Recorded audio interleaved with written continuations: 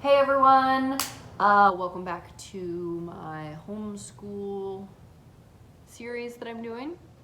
So this is the first week of June 2020, and much like 2020 in general, things have been crazy lately. But this week I'm trying a little bit of a vlog style. So I'm going to put clips in either before this or after this of what we did over the last week. Piper already hit whipped cream. Yeah. Mine keeps leaking. Now just like another 5 or 6 minutes and you should start to see some butter, right? Mm-hmm. Yeah. Gotta shake the whipped cream. Try what Piper's doing. Maybe that'll work. Yeah.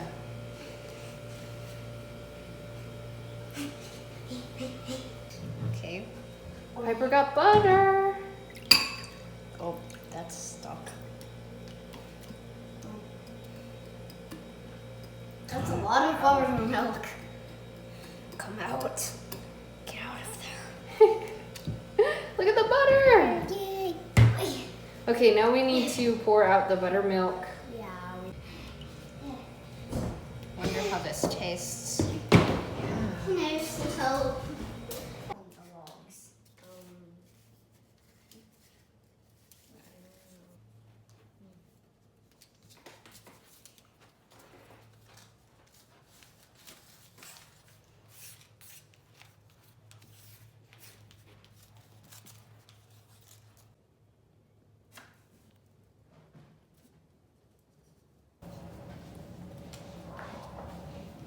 Started out with this cross for vampires, and then I made this whole house.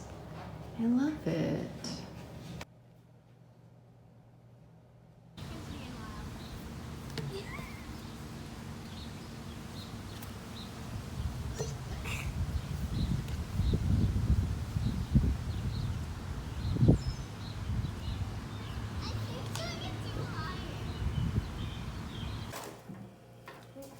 Roll.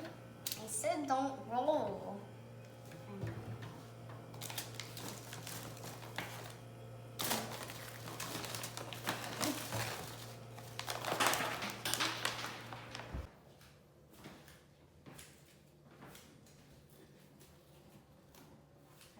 We are making pancake, man. I think it's ready.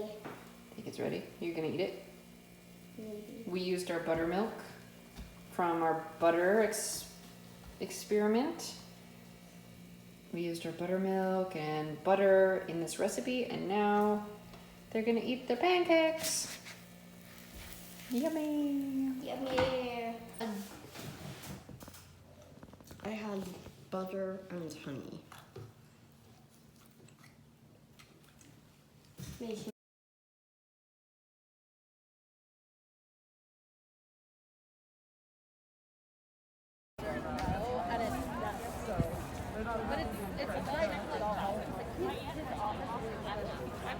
I'm also terrible.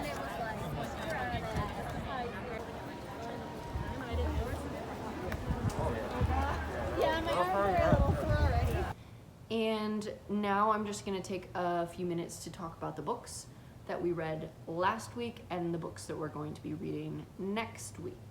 The last week we read several books. So we read Look Inside Log Cabin. I already returned that to the library, but that was by Mary Shue. And that was good.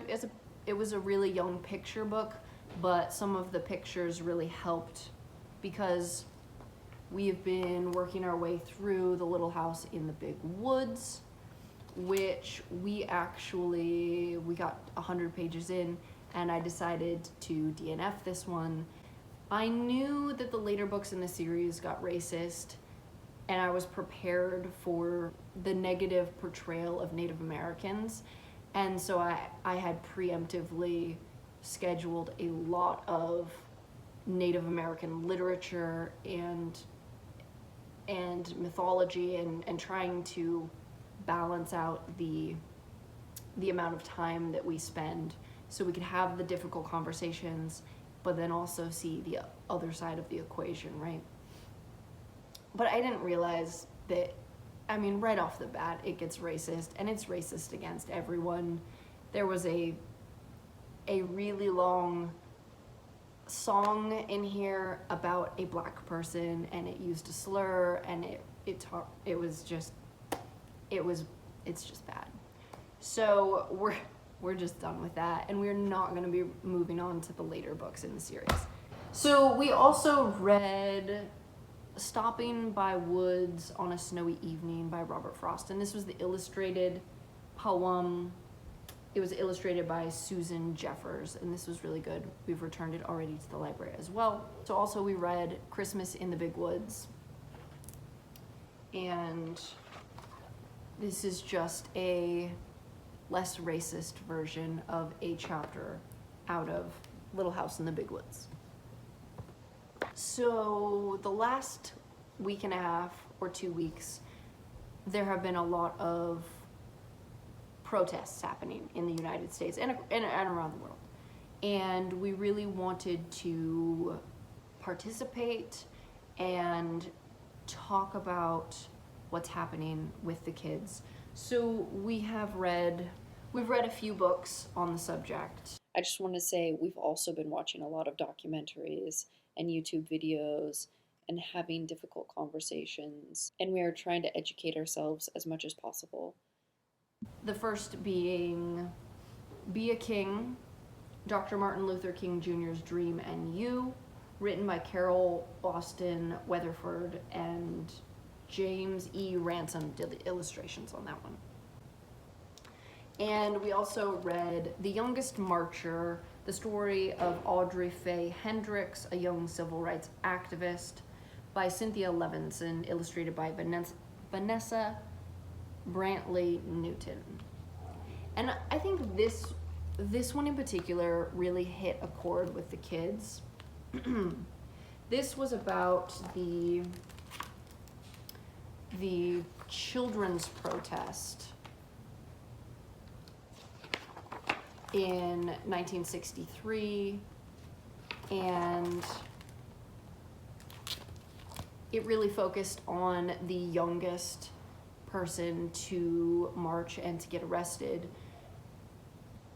And this led us down a nice little rabbit hole where we watched some videos, and I think it really helped show my kids like how powerful it is and the importance of having children get involved. So I highly recommend this one. This was really good.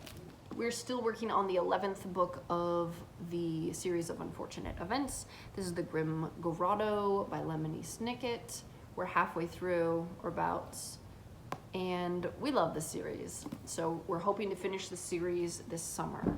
We are in the middle of One Small Square Woods by Donald M. Silver, illustrated by Patricia Wynn.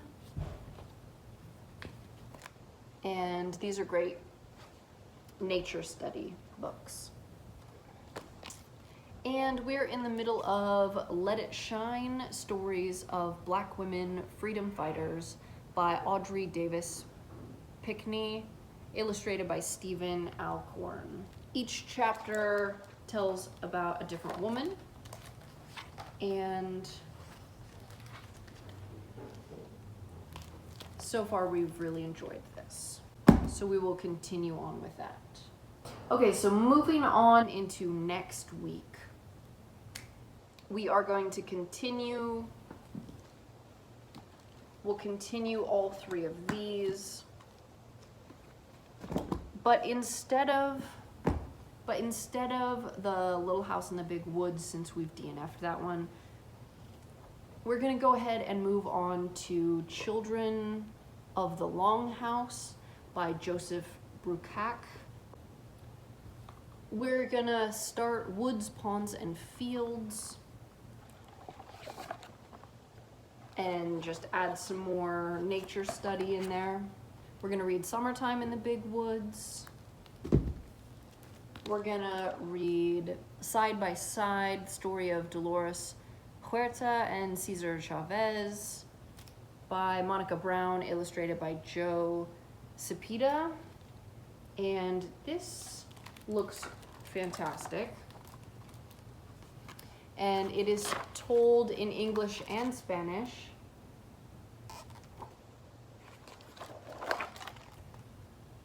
And I'm looking forward to that. And then if we have time, we'll get to Apples to Oregon.